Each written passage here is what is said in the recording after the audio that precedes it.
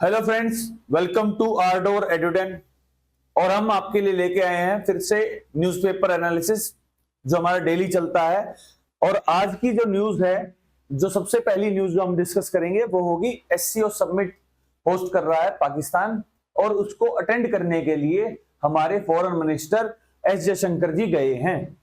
S Jaishankar जी foreign minister के तौर पे जाने वाले पिछले 9 साल में दूसरे बने हैं। इससे पहले जो हमारी एक्सटर्नल अफेयर्स मिनिस्टर थी लेट सुषमा स्वराज जी, वो गई थी, तब भी एस जयशंकर जी गए थे, तब एज ए फॉरेन सेक्रेटरी गए थे। अब जब हमने देखा कि पाकिस्तान के अंदर एक एससीओ सबमिट हो रही है और उसको अटेंड करने के लिए हमारे एस जयशंकर जी गए हैं, तो इसका एक सबसे बड़ा क्वेश्चन ये आता है कि एससीओ है क्या। अब हम बताते हैं एससीओ क्या है। एससीओ एक शंघाई कॉरपोरेशन ऑर्गेनाइजेशन नाम का एक संगठन है जो 2001 में बना, और जब ये बना था तब इसके अंदर जो 6 मेंबर थे, Kazakhstan, China, Kyrgyzstan, Russia, Tajikistan और उज्बेकिस्तान। जब उसके बाद इंडिया, पाकिस्तान ये सब ऑब्जर्वर कंट्री के तौर पे रहे, और 2017 के अंदर इंडिया और पाकिस्तान को एक परमानेंट मेंबर की श्रेणी में रखा गया। इसके बाद ईरान इसका एक पार्ट बना 2021 के अंदर, और इस साल में बेलारूस को भी मान्यता मिल गई है। अब इसके अंदर में 10 मेंबर कंट्रीज हैं। और जैसे इंडिया और Pakistan, Iran, Belarus observer country थे, अब जो ऑब्जर्वर कंट्री हैं वो है मंगोलिया और अर्मेनिया। और इस साल जैसे पाकिस्तान होस्ट कर रहा है, लास्ट ईयर इंडिया होस्ट कर रहा था एससीओ समिट को। अब हम थोड़ा डिस्कस करेंगे कि एससीओ है क्या। एससीओ जो शंघाई कॉरपोरेशन ऑर्गेनाइजेशन है, इसके हेडक्वार्टर मिलेंगे शंघाई, चाइना के अंदर। और अगर हम देख रहे हैं शंघाई कॉरपोरेशन ऑफ ऑर्गेनाइजेशन जो है वो हम डिस्कस कर रहे हैं, तो किसी हर एक ऑर्गेनाइजेशन के कुछ ऑब्जेक्टिव होते हैं और कुछ होती हैं उसके अंदर में स्ट्रक्चर्स जिसपे वो काम करेगा। इसके जो मेन ऑब्जेक्टिव थे कि हमें नेबरनेस को बनाना है, और जो आसपास की कंट्री हैं उनके बीच में एक peace, political, trade, economy, research के बारे में हमें कोऑपरेशन करनी है। दूसरा, पीस सिक्योरिटी के बारे में बात करनी है। हमें कल्चरल टाइज बनाने हैं, एजुकेशन, एनर्जी, ट्रांसपोर्ट, टूरिज्म के अंदर वो हमें एक दूसरे के साथ काम करना है। और फेयर, रेशनल, हमें एक डेमोक्रेटिक, रेशनल जो पॉलिटिकल पार्टीज के बीच में एक दूसरे के साथ डेमोक्रेटिकली बात करेंगे, और उसके बाद किसी पर्टिकुलर ऑब्जेक्टिव पर आकर हम उसको जब अचीव करने के लिए करेंगे, तो वो है इसके main objective Shanghai corporation organisation के। अब इसके अंदर में कुछ बॉडीज हैं और कुछ स्ट्रक्चर बनाए गए हैं, जिसमें सबसे पहले आती है हेड ऑफ स्टेट काउंसिल।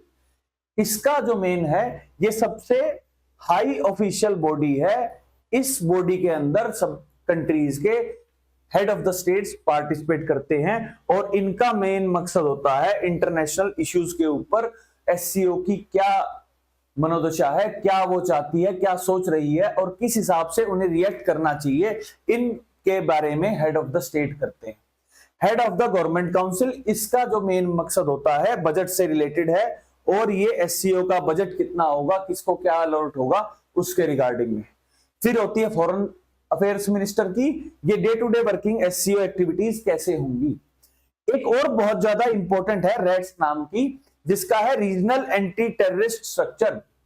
इसका जो हेडक्वार्टर है वो ताशकंद में है, जो उज्बेकिस्तान के अंदर है। अब रेड्स है, और उसके बाद एससीओ सेक्रेटेरिएट है, जो कि नॉर्मल कल्चरल एक्टिविटीज के लिए काम करती है।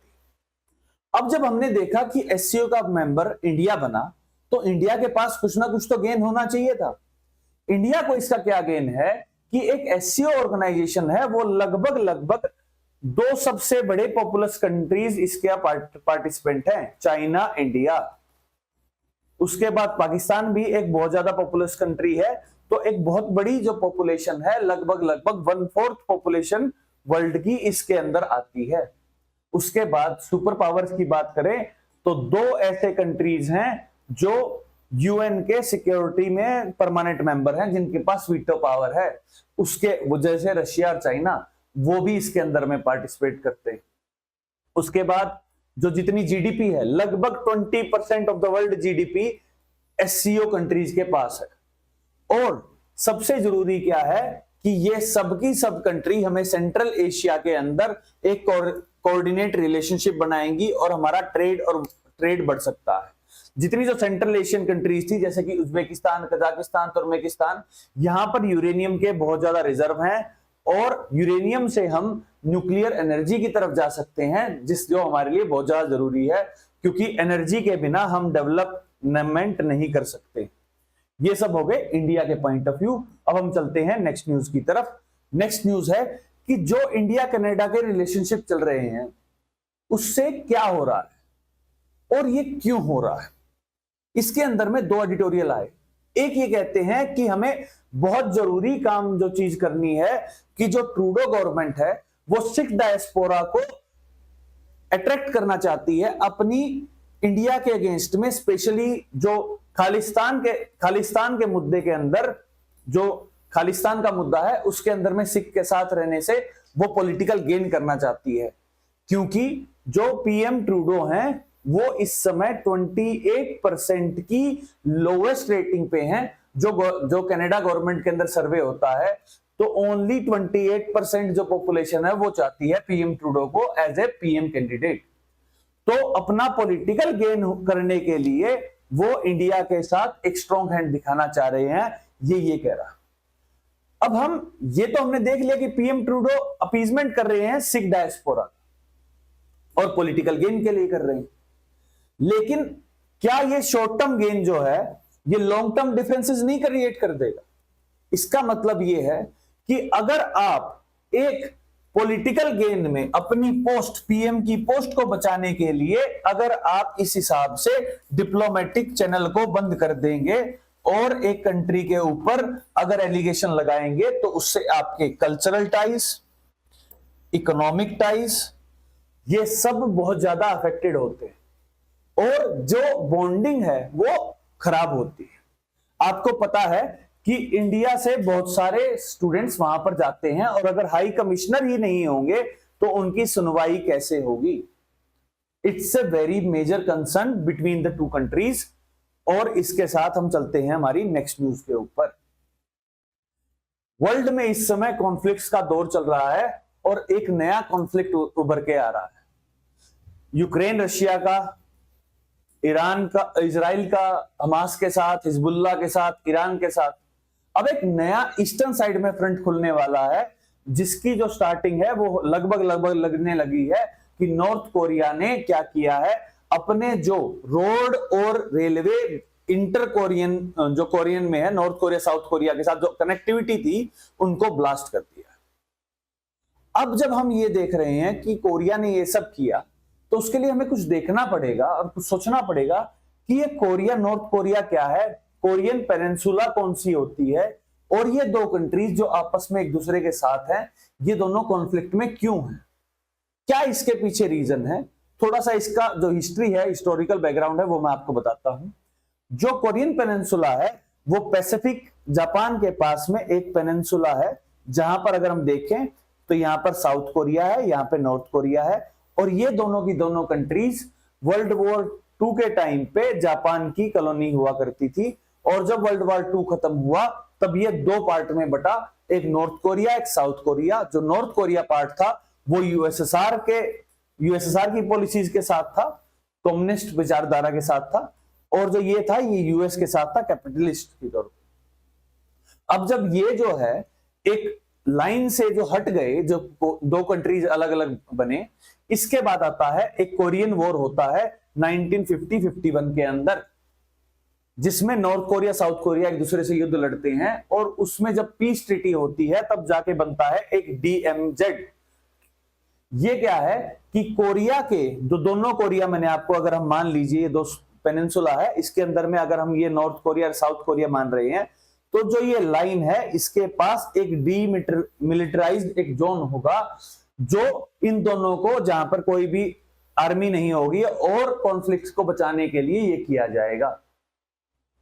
अब इसके अंदर में एक और चीज आती है कि जो साउथ कोरिया है वो यूएस का एक एलाई है और जो यूएस है वो उसको सिक्योरिटी प्रोवाइड करता है। उसका जो फॉरेन जो आर्मी वगैरह वाला जो काम होता है वो यूएस देखता है। नॉर्थ कोरिया और यूएस के जो रिश्ते हैं वो शुरुआत से गड़बड़ में हैं, क्योंकि जैसा मैंने आपको बताया था ये कम्युनिस्ट कंट्री है और यूएस एक कैपिटलिस्ट कंट्री है।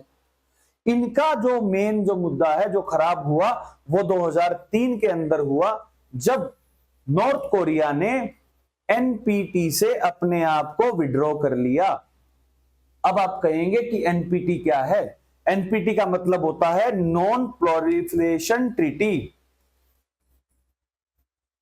इसका यह मतलब है कि कोई जो एनपीटी के जो मेंबर कंट्रीज होते हैं वो न्यूक्लियर में कभी भी ज्यादा प्रोलिफरेशन नहीं करेंगे और न्यूक्लियर बॉम्ब की तरफ कोई भी रिसर्च नहीं करेंगे। और अगर ये होता है तो उसके बाद 2003 के अंदर एनपीटी से जब जाता है तो यूएस नॉर्थ कोरिया कॉन्फ्लिक्ट है वो ज्यादा बढ़ जाता है। इस समय जो नॉर्थ कोरिया के जो सुप्रीम लीडर हैं वो हैं किम जोंग यूंग। और हम जब देखते हैं कि ये जो कॉन्फ्लिक्ट जब चल रहा है, इस पूरे कॉन्फ्लिक्ट के अंदर में अब जो है कि नॉर्थ कोरिया ने जो रेलवे और बॉर्डर है वहां पर जो इंफ्रास्ट्रक्चर है उसको तोड़ दिया है। कुछ तो उसका प्रीटेक्स्ट होगा। हमने हिस्ट्री देख ली कि कोरियन वार हुआ, ये हुआ, 2003 में एनपीटी से चला गया। इसमें पिछले एक हफ्ते से जो नॉर्थ कोरिया है वो ये कह रहा है कि साउथ कोरिया की तरफ से ड्रोन्स आ रहे हैं जो उनकी टेरिटोरियल इंटीग्रिटी को ब्रेक कर रहे हैं, वो उसके अंदर में आकर उनकी संपूर्ण मतलब जो उनके जो टेरिटरी है उसको भेद रहे हैं। अब जब इसको देखते हैं तो उन्होंने कहा कि भैया अगर आप ड्रोन भेजेंगे तो हम आपके साथ मिलिट्री कॉन्फ्लिक्ट में आएंगे, और ये इसका प्रीटेक्स्ट है। अब देखते हैं कि क्या होता है। अब हम चलते हैं नेक्स्ट की तरफ। नेक्स्ट है एक टर्म है बोन ऑसिफिकेशन टेस्ट, और जो ये है ये अभी अभी जो यूज में इसलिए आया है, न्यूज में इसलिए आया है क्योंकि एनसीपी के नेता थे बाबा सिद्दीकी, उनकी गोली मारकर हत्या कर दी गई। और उसमें जो एक कॉन्फ्लिक्ट है धर्मराज कश्यप, उसने ये कहा कि मैं एक जुवेनाइल हूं, मैं माइनर हूं, 18 साल से कम मेरी एज है और मैं इसीलिए एक जुवेनाइल की तरह मेरा कोर्ट के अंदर जाना चाहिए, जुवेनाइल एक्ट के अंदर मैं ट्रीट होना चाहिए, ना कि एज ए क्रिमिनल की तरह, मेजर की तरह। अब जब उसने ये कहा तो हमारे पास दो चीजें आई कि बोन ऑसिफिकेशन टेस्ट क्या होता है, ये क्या है, इसको कोर्ट कैसे मान्यता देती है। तो जो बोन ऑसिफिकेशन है ये प्रोसेस क्या होती है? ये एक नेचुरल प्रोसेस है जिससे कि बोन डेवलप होती है, और जो बोन है वो फीटस से लेके अडल्सेंस जब तक आती है, लेट अडल्सेंस तक, तब तक बोन की डेवलपमेंट होती है। और उस बोन की डेवलपमेंट से हम एज को डिटरमाइन कर सकते हैं कि क्या एज चल रही है उस पर्टिकुलर पर्सन की।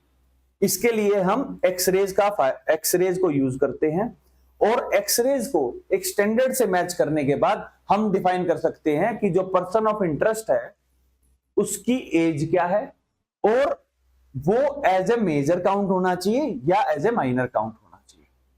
अब क्या है, कोर्ट ने इस पर्टिकुलर प्रोसेस को माना है, और इसमें एक स्पेशल केस आया है कि जो पोस्को एक्ट होता है, दिल्ली हाई कोर्ट का एक स्पेशल ऑर्डर है जिसके अंदर में कहा है कि अगर कोई पोस्को का केस है, मतलब prevention of children and sexual abuse का अगर केस है, उस पर्टिकुलर केस के अंदर बोन ऑसिफिकेशन को माना जाएगा।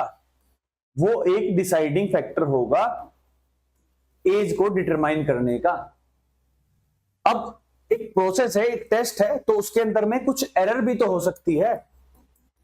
जो इसके अंदर में एरर का चांस है वो +-1 का होता है। अगर किसी की एज 18 साल की है तो वो उस पर्टिकुलर टेस्ट में 17 का भी आ सकता है और 19 का भी आ सकता है। अब जो दिल्ली हाई कोर्ट ने पोस्को वाले केस में क्या कहा है कि अगर जो टेस्ट की रिपोर्ट आती है जो भी हायर वैल्यू होगी, अगर इस केस में 19 है तो जो पर्सन ऑफ इंटरेस्ट है वो एज ए 19 ईयर ओल्ड की तरह ट्रीट किया जाएगा, और इस हिसाब से उसके अंदर में उसका कन्विक्शन होगा। अगर वो 17 साल का है तो जुवेनाइल एक्ट के अकॉर्डिंग होगा, अगर नहीं है तो वो भारतीय दंड संहिता आईपीसी और सीआरपीसी के अंडर में होगा। अब हम चलते हैं हमारी नेक्स्ट न्यूज की तरफ। नेक्स्ट न्यूज में हमने दो इंटरनेशनल न्यूज को समर्ज किया है। उसके अंदर में एक आती है थार्ड। थार्ड क्या है? थार्ड एक मिसाइल डिफेंस सिस्टम है यूएस का बेस। इसका मतलब होता है thermal high altitude area defence system. जैसा कि हमें पता है कि इजराइल के पास अपना खुद एक डिफेंस सिस्टम है जिसे आयरन डोम कहा जाता है। और अब क्या ये जो थार्ड है ये यूएस ने इजराइल को क्यों दिया है? क्योंकि जो इजराइल है, जब हमने आपको बताया था, अगर मैंने इजराइल मानते हैं, सॉरी, अगर हम ये एक इजराइल को मानते हैं तो इस समय इजराइल ऊपर हिजबुल्लाह से लड़ रहा है और यहां पर गाजा स्ट्रिप के अंदर हमास से लड़ रहा है। और सबको पता है कि इजराइल और ईरान भी कॉन्फ्लिक्ट में आ सकते हैं, तो इसीलिए यूएस ने ये थर्ड डिफेंस सिस्टम दिया है ताकि जो इजराइल है वो यहां पर अपना मेन कंसंट्रेशन कर सके और जो ईरान से जो मिसाइल्स आएंगी उन्हें जो थर्ड मोबाइल जो डिफेंस सिस्टम है वो उसको ट्रीट कर लेगा और इजराइल की रक्षा कर देगा। अब आता है हमारा एक और है, चाइना ने अपना जो बेसिकली स्पेस प्रोग्राम है उसके अंदर में बताया है कि चाइना का एक एम्बिशियस प्रोजेक्ट है जिसमें वो चांद के ऊपर लूनर स्पेस स्टेशन बनाएगा। मतलब कि चांद के ऊपर एक स्पेस स्टेशन बनाएगा जिसका जो मेन रीजन होगा कि वो हैबिटेट प्लैनेट्स को खोजे। मतलब कि जैसे कि हर धरती के ऊपर अगर लाइफ है तो उसके अलावा किसी और प्लेनेट के ऊपर अगर लाइफ है और लाइफ के अवशेष पाए जाते हैं, उन सबको स्टडी करने